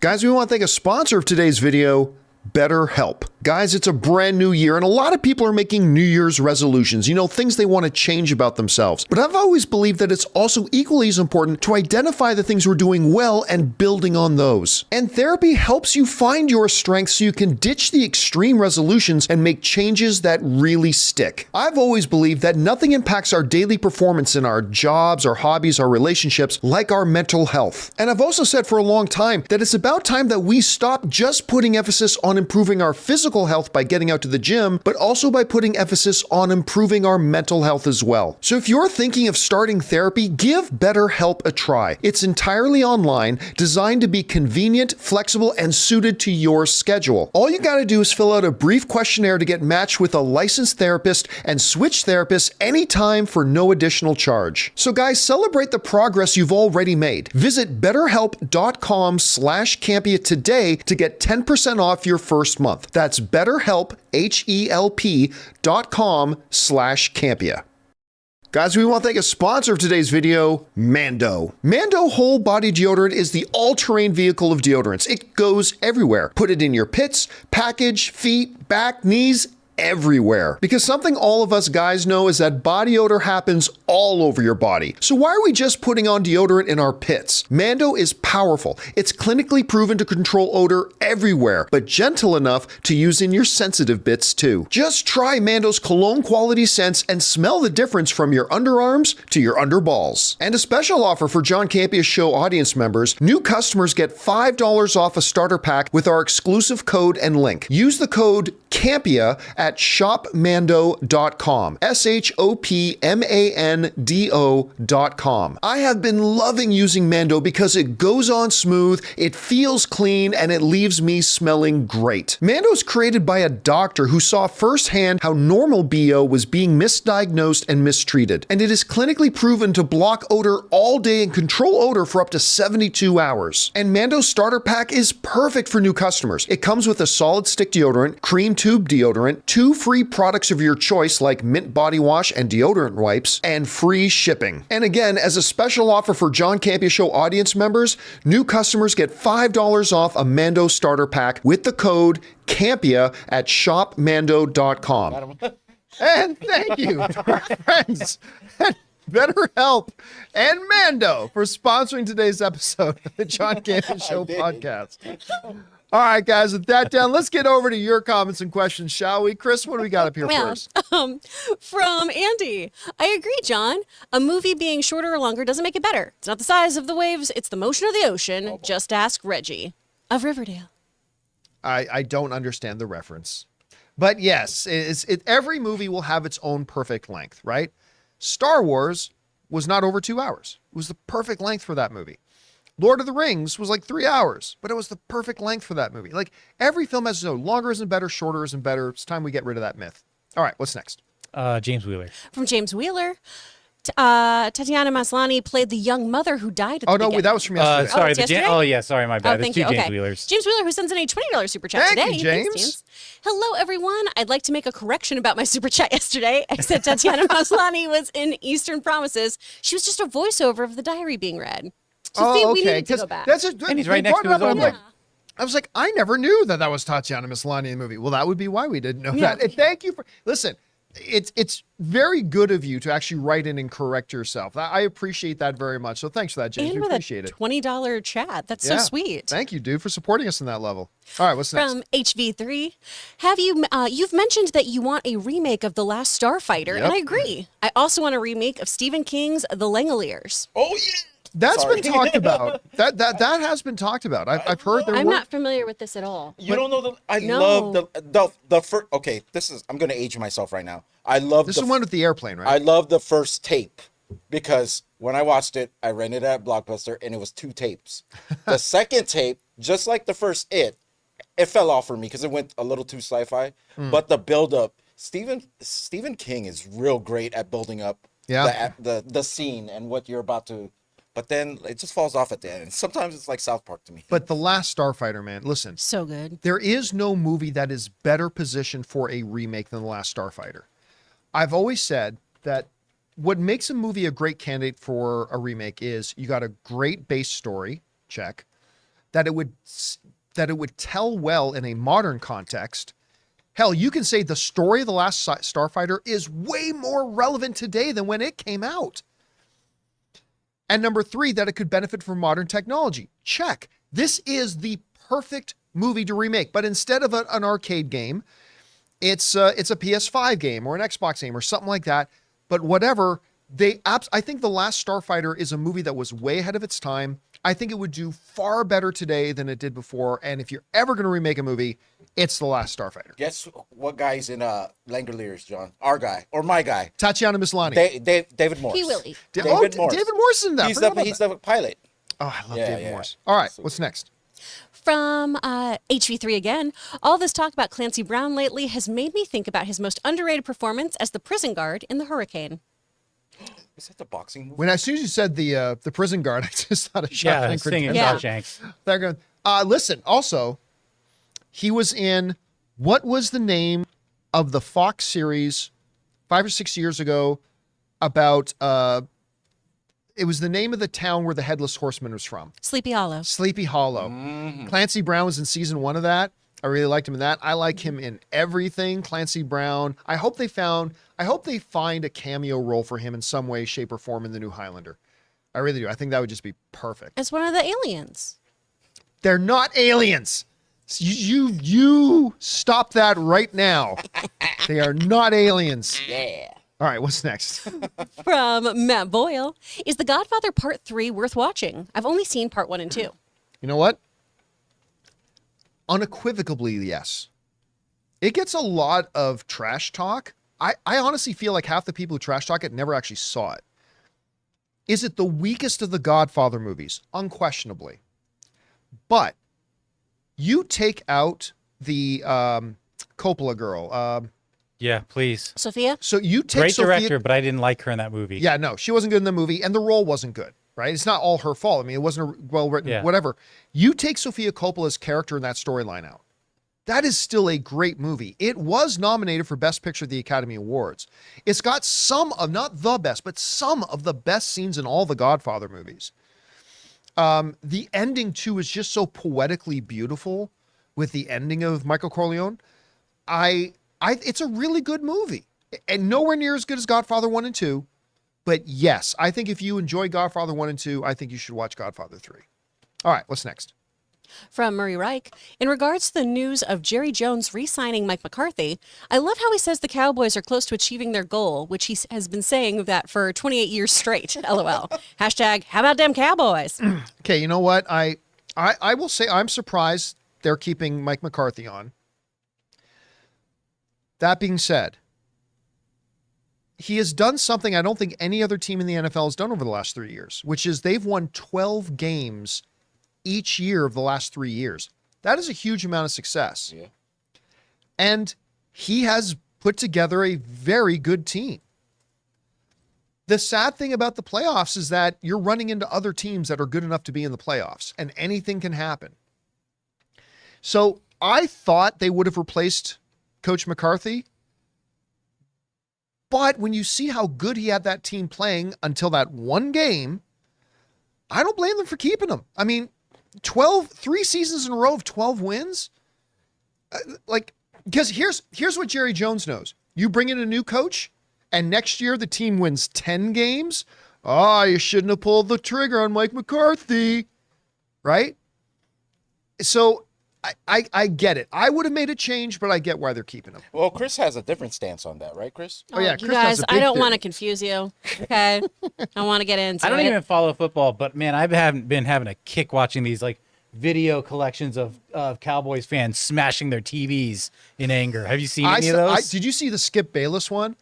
Skip Bayless, big sports commentator, Is he a literally Cowboy taking fan? all of his he's a big Cowboy, taking all of his Cowboys gear and throwing it in the garbage, like after the Cowboys lost the game. Man. It was funny. All right, anyway, we got to man. keep going. What's next?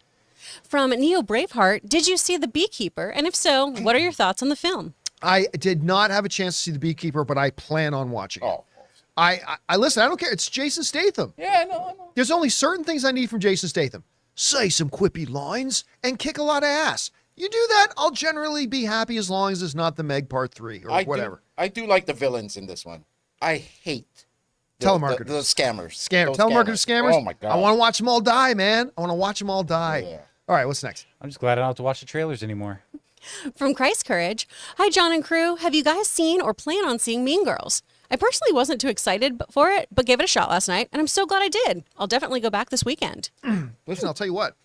First of all, to answer your question, I have no interest in watching The Mean Girls, so I'm not going to watch it. That being said, this movie's already a success. I think they made it for like $35 million. It made 26 on its opening weekend. And to be fair, the responses have been pretty positive. People seem to like it. Now, again, it's not for me. I'm probably not going to watch it myself, but I'm hearing decent things about it. It's doing well financially. Good for them for having that success. 38 million. Opening was 28 million. And now it's sitting at 38. Yep. So it's already made back its production budget. And listen, when you can already make back your production budget in your first week, your path to becoming a profitable movie is a pretty easy path after that. So good for them. Like, congratulations to them for that. All right, what's next? From Kenneth E. Crayley Jr., some support. Thank you so much, Kenneth. Thank you, Kenneth. From Neo Braveheart, have you ever heard of the show Has Been Hotel on Amazon? I just saw a trailer for season 2, and it looks really funny. I have never heard of it, but I love the title. Yeah, So me too. I love that title. Is it Has like been Faulty Towers or something? It's an animated series, and correct me if I'm wrong here, guys. There we go. Okay, it's about the daughter of Lucifer and a bunch of demons and things, and it started out, I believe, as a like webtoon YouTube series or something like that. I think I've seen an episode of this, but go keep going. Yeah, it's really cute looking. The animation is wild. I haven't gotten to watch any of it. I like almost but any movie or TV show that just takes place in a hotel. I don't know why. I just generally do. The, yeah, the memories. breakdown All of right. this is the daughter of Memories. Lucifer opens a rehabilitation hotel that offers a group of misfit demons a chance at redemption. Super fun. All right. Sounds like it could have been written by C.S. Lewis. All right. What's next? From Reels and Heels. Not movie related, but since we are family, I'd like to share that after 3 boys and a 10-year gap, we're finally having a daughter due May nice. Her name is Mahila Lucille. Aw. Congratulations, guys. That's incredibly exciting. I mean, it would have been incredibly exciting if it was going to be another boy, but that's great that you're having another kid. So congratulations on that to you and your family. Mazel tov. All right. What's next? From Jay Loco. Remember Malcolm in the Middle? I'm rewatching it. I never watched it. Oh, what? I never watched Malcolm in the Middle. Oh my god, that show was so fun. Was that the one that had Bryan Cranston in it? Yeah, he was the Right, father. okay. Yeah, I've seen some clips on YouTube, but I never actually. Was it good? Oh, it was really good. Yeah, to the point where I actually made my own Malcolm in the Middle. Didn't they do a lot of DVD like covers. breaking the fourth wall and address the audience in that show? Yeah, there was just it was just at the music they would play like all that the punk like the pop punk and stuff during Yeah. it. It was It was a time. good. I think it had 8 seasons. I'm not It sure. is but- successful. I don't remember that. Yeah. All right. What's next? From Quantum of Zen, sending in a $20 check.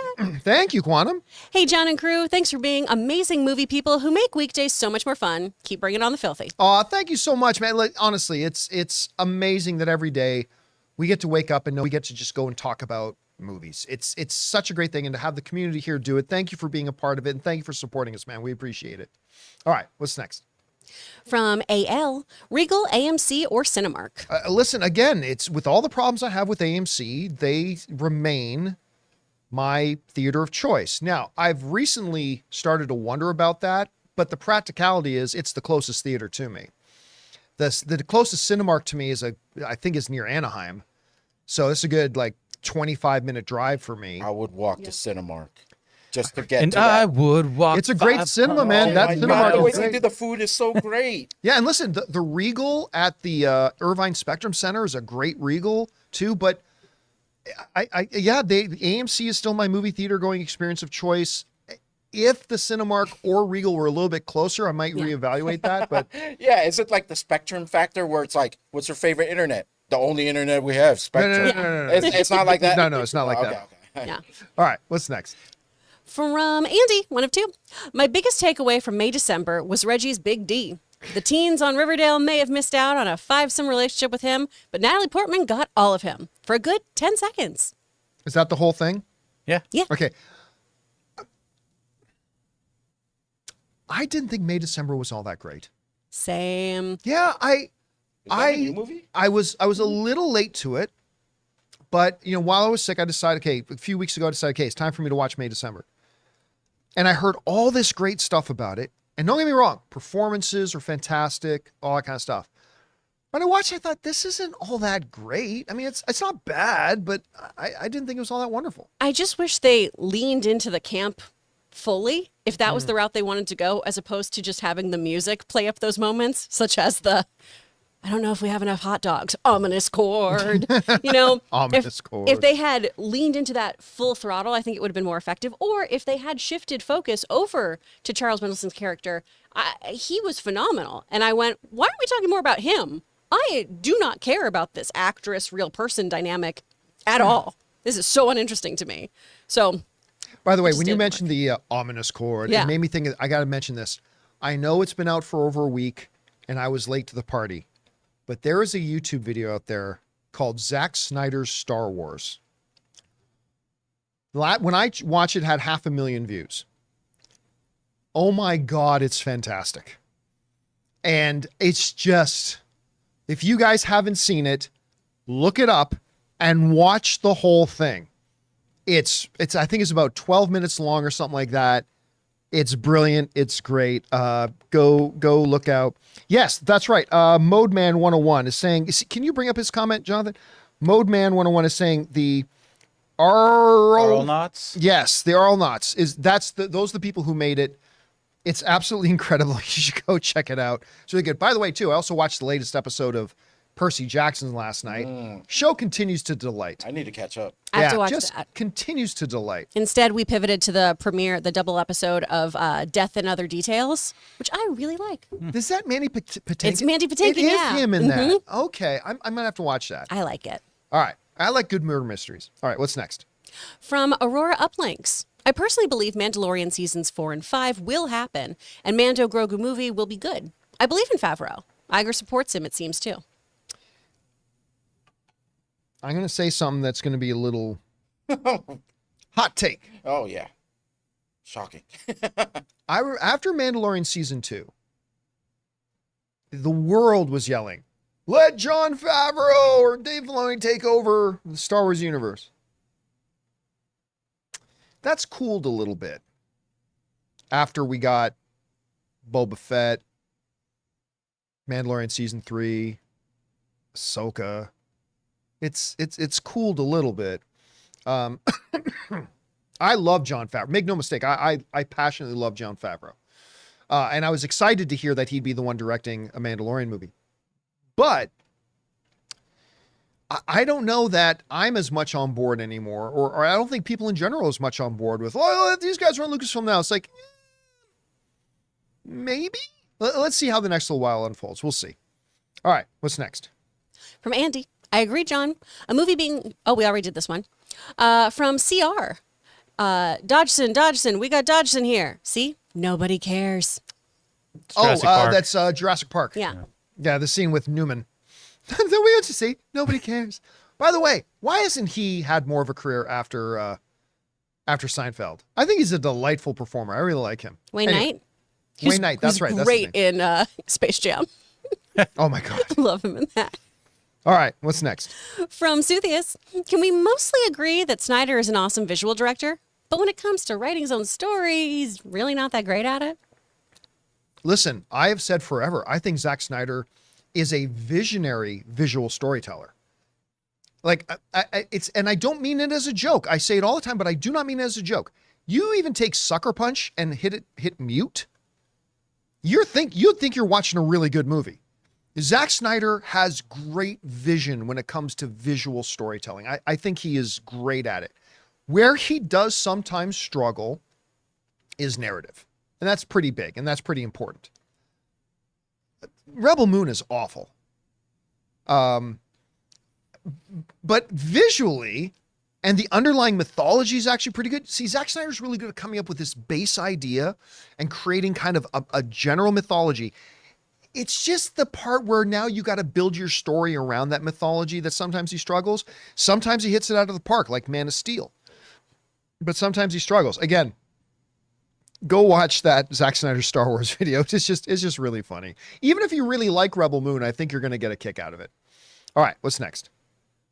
From Mason, I'm sad that the Fast and Furious guys are scaling back the last movie for their last go out with a bang. I want a 450 miles per hour, yeah. $1 million film. Fast and Furious movie where they race on Mars. Yeah. Here's the thing: the studio would close down because they would lose all Universal their doesn't money. want it. I mean, the last four, I think Fantastic Four. I think the last four Fast and Furious movies have dropped in box office more and more and more. The most recent one I think made $700 million, but at over a $300 million budget. I think they and you have to expect the next one's going to make even less because that's been the trajectory of these films. And 9 and 10 were god awful. So I think the idea of bringing it back to its roots, make it about a single heist, make it about a single car race, doing that and take it back to the roots of, Fast 1, 2, 3, and even to a degree 4, I think is the smart move. And I think it'll satisfy a lot of the long-term fans of the Fast and Furious franchise as well. So we'll see. All right, what's next? That was that one, right? So Yep. we'll move on to members. So from Mr. Goth Bob Ross Rogers, I'm a huge cheerleader for Richard Simmons. What are your thoughts on Pauly Shore portraying him on screen, considering Shore was family friends with Simmons? I completely have faith in Louise that he will nail the role. I followed his pursuit of this. Now, there appears to be a controversy. Simmons wants to remain private.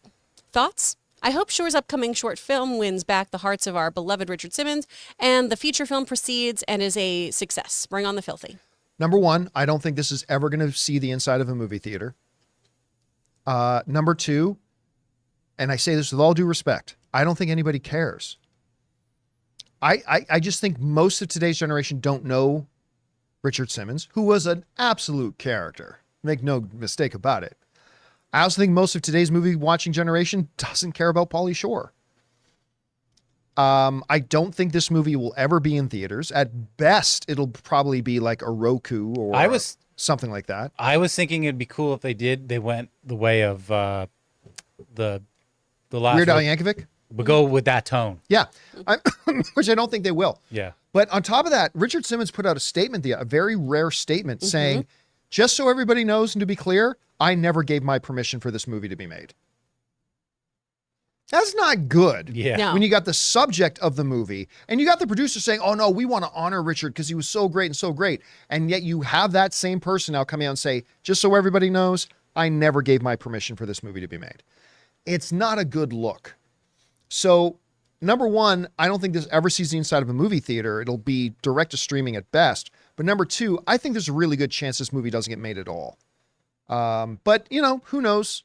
We'll see. Buddy. Oh, God. All right, what's My next? God. Had to pull that one out. From a min, just watched Anatomy of a Fall, and I feel mentally drained. What a great film. What did you like more, Anatomy of a Fall or The Holdovers? Holdovers. I thought Anatomy of a Fall, I was late to that one. I thought Anatomy of a Fall was very, very good. There's this little collection of films this year that were just so good, and I kind of put them in the same ecosystem with each other. Anatomy of a Fall, Past Lives, Holdovers. They're movies that found ways to move me and entertain me at the same time. And there were just a real number. I feel like this happens at the end of every year. We thought, oh, that was an okay year for film. And then we sit down and actually look at all the films that came out and we're going, holy shit, that was a really great year for film. And those are a couple of films that add to that. All right, what's next?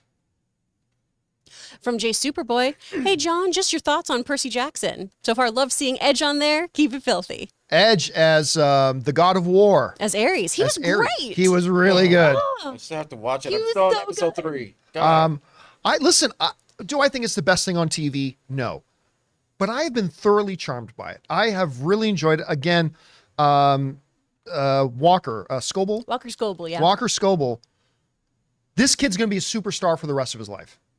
I think this kid is just going to get better and better and better. He owns the screen when he's on. He's got such a natural charm. He's got a very Ryan Reynolds quality about him. So he's going to be great. And no, that other creature was not Mark Hamill. I don't believe that was Mark Hamill.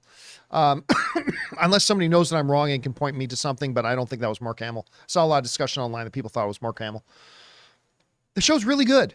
I'm getting a little frustrated by how they're drawing certain things out. Like, okay, show us Poseidon already. Like, we're going into a couple of the last episodes, but John, in the books, I get it, but, maybe give us a little glimpse of something. But overall, let's put it this way. Yesterday, I double-checked the calendar, say, oh, there's a new episode of Percy Jackson. Time to sit down and watch it. I mean, and that's where I'm at with the show. I don't think it's as good as Monarch. I don't think it's as good as The Boys. I don't think it's as good as House of the Dragon. But, I mean, it's a good win for Disney Plus, and it's a charming little show. I hope they're able to finish strong. All right, 2 more questions. What's next? From Dominic Suma, do you have any early guess for Godzilla vs. Kong opening weekend? I think Godzilla being so hot could get it close to the $75 to $100 million range. 50. I don't think. Look, the reality. Look, here's the thing. Godzilla -1. Reality is nobody saw it. What's the worldwide total box office rate of Godzilla -1? Yeah. It's a great number compared to its production budget, right? But I don't think it made $200 million. It is 96 million. So it didn't make $100 million. Now, compared to its budget, which I think is $15 million, that's great. From a business point of view, that's a success. But in practical terms, that means nobody watched it, right? Monarch is fantastic, but Apple TV Plus doesn't have the same viewership as Amazon or Max or Netflix. So I don't know how many people actually watch the show. Well, Godzilla vs. Kong, even though it was on streaming, right? It was during the... Yeah. It made 470 million, and its opening was 31 million. Yeah. So yeah. And so I'm going to say 50, which will be an improvement. And that's it's over good. the last one, but I don't see it. And I hope I'm wrong. I would love to see it make 75 to 100 million opening weekend, but I think it tops out at like 50. It only made 100 million total domestically. It made the rest of its money. Oh, Godzilla vs. Kong, Yeah. 360 internationally. Made most of it internationally. Yeah. All right. What's next? Sorry, here. From CJ Rebirth, have you guys ever seen the movie Big Fat Liar? It had Frankie Muniz, Amanda Bynes, and was my introduction to Paul Giamatti. It's one of my favorite childhood films and was also directed by Sean Levy. I don't recognize it. So I've only seen a clip from this movie because of the Universal Studio Tour. When you go to that one part where they show you how they can flood an area. Oh, and and do the rain. water comes rushing down Yeah. and Paul Giamatti gets swept away. Yep, that's that movie. That's from that movie. Yeah. That's the only clip I've ever seen from that. Yeah. You guys need to start watching more movies and not clips. There he is. What the fuck did you just say? Of all people, what did you just say? First of all, are you guys that sleepy that you just have to watch clips? What are you, some animals? Look at Jeez. Paul Giamatti in there. Look at him. You know, I bet ask Anne if she's watched that film. She was a huge I'll bet you anything Frankie she has. Muniz fan, like Yep. back in the day. Yeah, she'll know that movie. All right, guys. And that'll do it for today's installment of the John Campea Show podcast. Thank you so much for being here and making the show part of your day. Big special thank you to all you guys who sent in those questions. Number one, because it gave us fun things to talk about. But number two, you supported this channel as you did it. And all of us involved with the show, thank you guys so very much for your support. I want to thank the people in the room with me, heading over to watch ISS with me later today, Ray Ora, See ya. Jonathan Voico, See you guys. and again, happy anniversary to you and Laura. Thank You you. guys. And of course, Chris Carr. Bye, guys. My name is John Campea. Thanks so much for being here, guys. And until next time, my friends, everybody wants Willie.